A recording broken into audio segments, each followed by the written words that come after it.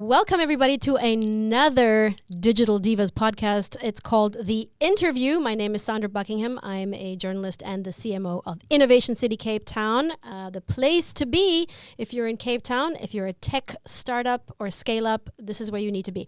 But we're talking today about Digital Divas. It's a summit that's happening this Friday, the 25th of August. Tickets are nearly sold out. So if you're still in the running, innovationcity.co.za/digital divas is where you'll be able to buy a ticket. It's a 12-hour divaganza where we'll have about 20 different powerful women speakers and about 150 other divas in the room with you that you can meet during these 12 hours, but especially for our networking part, which happens after the event.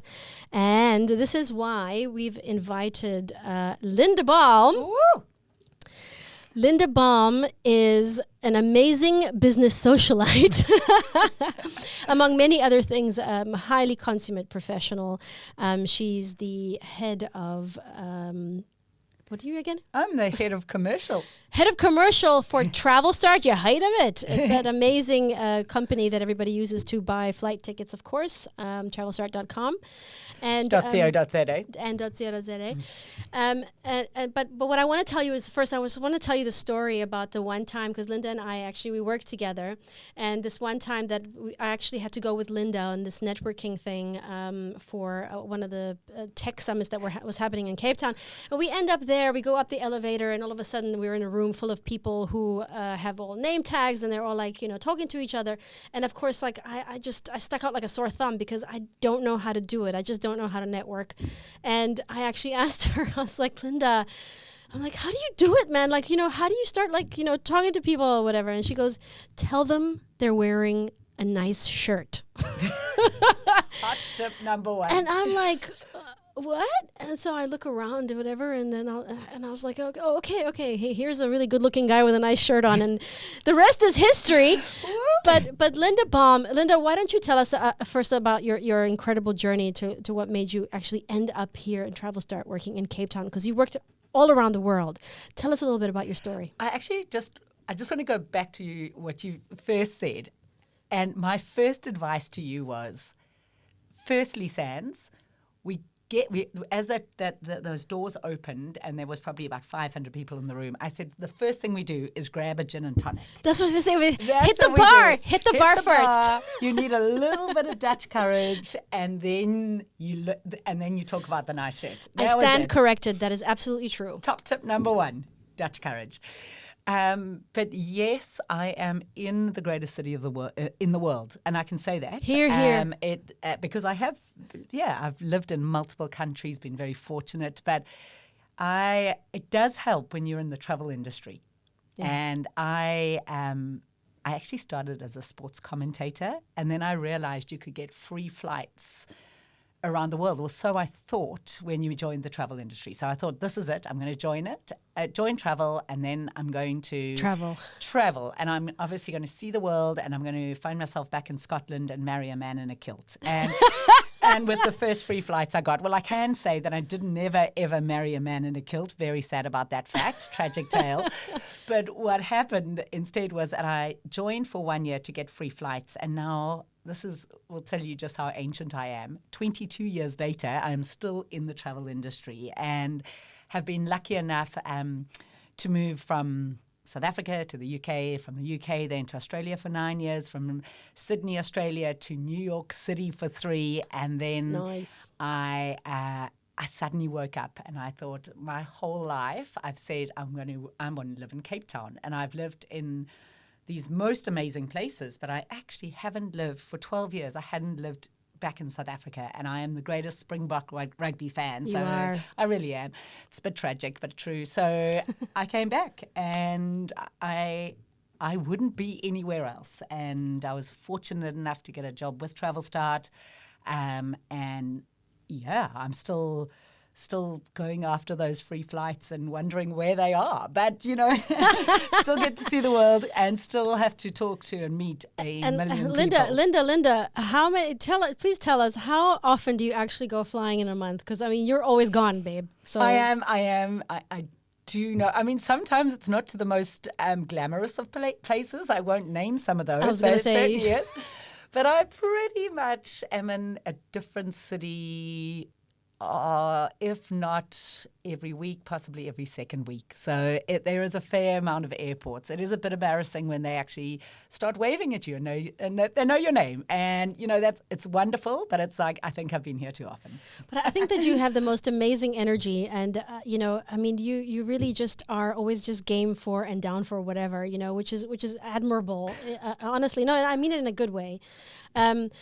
But when I started out as a journalist, I actually used to write reviews on hotels and restaurants and things, which was fun. It's always a fun gig. And just like you, and I just want to travel. I just want to eat and sleep for free, and and it was fun. But after a while, it just got a bit much. Does it ever get much for you?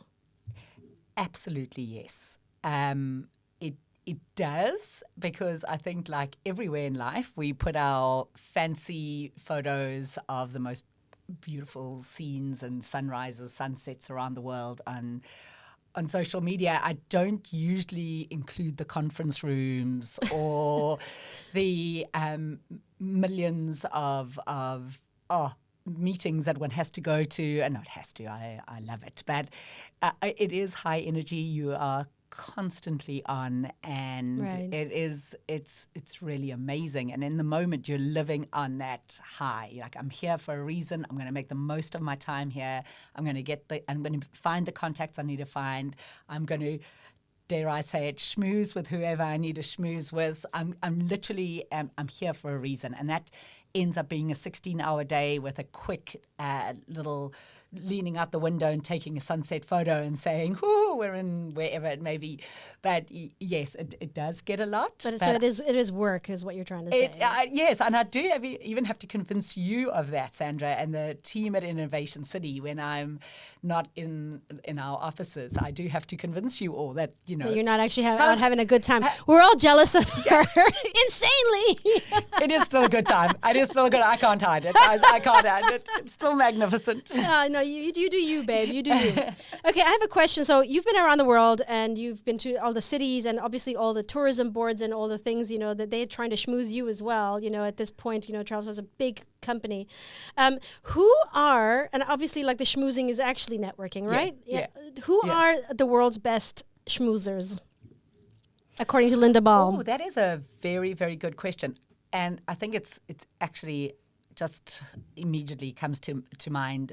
I think the New Yorkers are, because New Yorkers, that is just the ultimate melting pot. No one, or not no one by any means, but a lot of people just come to New York for a short term. So they're there for 2, 3, 5 years, and in that time, everybody's hustling. Like everybody is on the hustle. So you kind of permanently wearing a name badge and working it, and so it comes so naturally to them. And it's a place where often, you're not there with the safety of a family, or New York, you're living in small apartments, and so it's kind of all your socializing is done outside of. It's not like a dinner party here or a lunch there. You are in a social setting outside of the home. So meeting new people the whole time and just hustling. It is the city that never sleeps.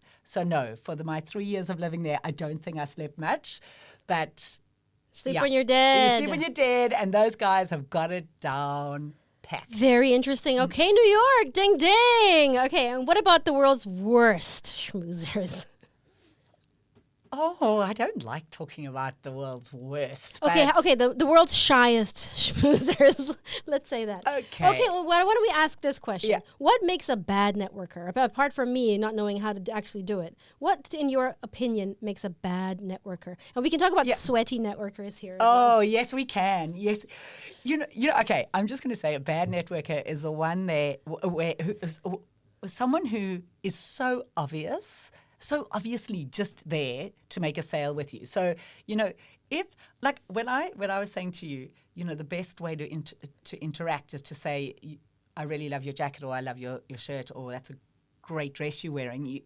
You've actually identified something you believe in. Like I'm not saying go to someone who is, you know, wearing a paper sack or something. Exactly, and saying, oh my gosh, I love what you're wearing. But it's so obvious that your face is like twinged, going, I love your shirt. I love what you're wearing. No, like I mean, for me, that would be something, I use that line when I genuinely love what they're wearing. And if it's not what they're wearing, it'll be something else. But if you're not going into an interaction, even like if you're just going there to obviously make a sale within 3 minutes, it's really obvious. And like, hi, my name is Linda and I'm here to sell you this. It's right. like, it's no. ingenuine, yeah. It's so ingenuine. You really are not interested in the other person. You're not interested in their needs. Then you're not interested in what they are looking for. You actually just, you're not showing any genuine desire to connect with them. So those, and yes, we do call them sweaty networkers. Those that just come hang around, they leech. Sweaty palms. Yeah, sweaty palms, and they just go from one person to the next handing out their cards. And I mean, I know that sometimes I have been a sweaty networker. I can confess that sometimes, you know. See, this is the thing. Like, this is what actually like blows my mind, is that the thing is that you're actually there. It's called a networking event, like the networking after the event, right? Yeah. So technically everyone knows the reason why they've stuck around is because they're going to eventually, hopefully, you know, meet someone and give them their business card. So you're saying there's an art to this. Is that what you're saying? There's like a little bit of a... It's like... Teach us. Preach, Linda. You know what? You've got to make a connection. Because, or else, like, there's got to be something. And honestly, that's why I start with something like, we mentioned the gin and tonic. Now, I'm sure there's going to be, hint, Sansa is going to be gin and tonics at Digital Divas, isn't it? There, or you're like, oh, I love the pink tonic, or whatever it is. You immediately identifying something in someone, so that in a way you're going to be remembered after just that night. It's like, that was the girl that also loved my shirt. Yeah, loved my shirt, or loved pink gins, love my shirt a bit too much. That loved the gin a bit too much. That's me. Or you just, you know, or you literally say, you can go up on a night like on Friday evening and go, this is really awkward for me, but I'm just going to introduce myself. And I've done that. I've said, hi, my name is Linda, and I'm actually, please just call me, can I be your friend? Because right now, right here, I'm Linda No Friends. And I've got a great story on that. I was at a conference in Johannesburg, and it was the coldest. You know how cold Joburg gets? Those kind of frosty mornings. Cold and dry. And, you know, sometimes I love my industry, but sometimes the travel industry, conferences are meant to start at 9 a.m. and by like 10 a.m. they haven't kicked off yet. And so I'm standing there. I know no one. It's freezing cold. It's outside, and there's like bad coffee. So I'm standing, and I've gone through my phone and pretended I've spoken a few times to a few people, and now I've like actually run out of fake friends, let alone anyone else I can call. So I'm standing, and I see two girls standing talking, and I thought, they look like nice girls. I'm just going to try be their friend. So I go up to them and I go, girls, my name is Linda No Friends. Can I just stand here and can I just pretend that we are besties, just so that I don't feel so awkward over there? Well, I can tell you, I have now worked with, I can give you names, Lee from Cape Town Tourism for 4 years as a result of introducing myself. Change your surname to No Friends, people. Friends. So that's a good Wear thing. a loud shirt. You all know that on the night, you do want to be sharing cards, but make it count. Because, you know, you've got something in common anyway. You've all been to Digital Divas. You've had an awesome time. You've gained great insight. You've gained great knowledge. Maybe something embarrassing happened. I don't know. Something awkward happened on the stage. You're like, didn't you love it how so-and-so did this or said this, or weren't they great? Or so that's your connection. You talk about that. Or you say, as I said, this is really awkward for me, but I want to introduce myself, because I know you also want to know a bit about people in the room. I know that you work for so-and-so. I've always wanted to know more about your company. Can you just tell me a bit about your company. Yeah. Or you thought that somebody asked a question, and let's hope there are going to be some fantastic questions coming up on Friday. And you can go to a person and just say, this is another hot tip, framing this one. Press that button. Hot tip. You know, we hottip.com here. We all like a little bit of praise or recognition, or a bit of ego stroking, okay? And this, especially with the guys, they like their egos stroked, okay? This is between us, people. We're best friends here. This is just between us. Hey, we're not on record. I'm not going to say it. No. But a little bit of stroking of the ego. So, you know, you can, is there anything wrong in going, to be honest? I thought yours was one of the best talks that was happening. There really isn't. Or even if you look at your phone throughout the whole thing. Or can I say that what your company did was phenomenal, and you're like thinking, what is their company name again?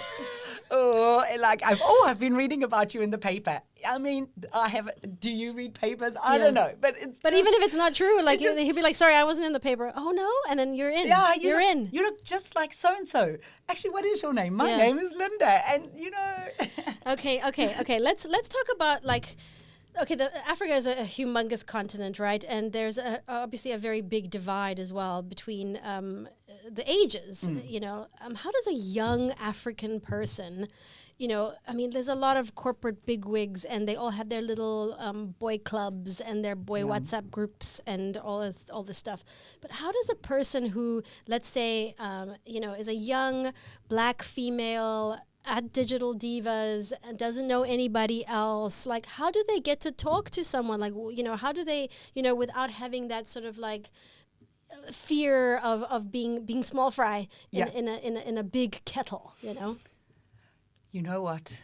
It is nerve-wracking. And I think, let's be honest, no one jumps out of bed and goes, I really want to talk to 500 people today. And even myself feels that is like, I feel I've got confidence in this area, but no. So my advice there is just realize that when you're getting this on Friday evening or wherever it may be, just take that first step. Just take that first step. Come up with a connecting line that works for you. Whatever that may be, whatever you feel confident in saying to someone, and literally just start with, my name is. Yeah. And I just wanted to say hi or meet you, or hi, where are you from? And something small like that, even if it means asking you, I would always recommend to someone that you ask a question, come up with 2 or 3 questions. Yeah. It's like, did you enjoy today? Or I've heard a bit about your company. What do you think about the food? Yeah. Or are you part of Innovation City or anything like that? Yeah. But do it. Just do it. Just, you know what? No one is going to sit there and go, oh my gosh, they're like what a drag. What a drag. They're really boring. Is that? Am I being a sweaty networker? No, no one's thinking you're being a sweaty networker. They're going, well done. You asked me a question. Yeah, and most people are actually quite appreciative when you do actually break that ice 100%. Between them. And you can have a conversation. It could be great, and it could be a shitty one. But at least you put yourself out there and did it. Yeah. So a lukewarm tip from me, who's not a networker at all. Just remember that everybody's a human being. And nobody is absolved from that. So, just do it. It's better to have done it and failed than to not have done it at all. And what a beautiful training ground tonight. What would I say tonight? Sorry, my apologies. Friday night is going to be. What a beautiful training night. Yeah. Friday night will be for everyone because, you're there. No one is going to fault you for trying because you're going to probably have 150 people in the room who are all thinking, I'm just going to ask the first question. I'm just going to try. And you know what? This is you're not going to be a minute or 2 away from a big deal of making yourself or your company a good few bucks. No, you're amongst a lot of awesome divas and dudes, and you just have to ask a question. You just have to make someone feel good about themselves. You have to feel good about yourself because you've put yourself out there. Like the end of the evening, go home knowing, oh my gosh, I networked. I Yeah. chatted to Yeah. 2 people, 3 people. Hang around the same person. Just do it. Yeah, but if you still have trepidation, never fear. There is a wonderful segment which actually Linda will see us out at the Digital Divas. It's called Mingle Magic. It's going to be very boring, isn't it? It's No. going to be dead boring. It's going to be so much fun. There's so much fun in store, and she There's can't. so But tell much us a little fun. bit about it, but don't tell us too much. Should be a surprise about Mingle Magic. Okay, I thank you, Amen, Sands, for giving me the last session of the night, the day. I mean, like everyone would have just been sitting for a good 10 hours, maybe a bit of yoga. No here way. and We need this there. energy at the end. And you're going like, oh no, there's still another session. Well, in comes Linda. So it is not, I can promise you something. It's not going to be boring.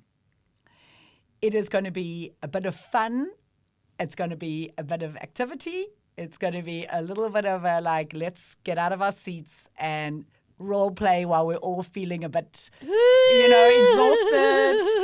And we are going to have a pre-party before the party. Maybe that's how I'm going to say it. A pre-party. Lekker. I don't want to say the word bingo, but I'm just going to go like, whew, it's going to be fun. We are going to have Mingle a ball. Mingle flippin' bingo. Whatever it's going to be, you will love me, hate me, Linda. whatever it is. We're going to go into drinks smiling. Linda, honey. I love you. I love you so much. I think you're amazing. You're one of the most amazing people that I've ever met. And I love your energy. And I think that the Digital Divas will too. Looking forward to it. The last session on Friday, helping out with networking Mingle Magic. Everybody, please, a round warm of applause for Linda Balme. Linda the Bombster. Linda, thank you very much. Oh my gosh, now I'm feeling the pressure. But I'll just turn around and go, Sands, I like your shirt. And can I have a gin and tonic? Digital Divas happening this Friday. Buy your tickets now. They're selling out fast. See you later. Be in it to win it.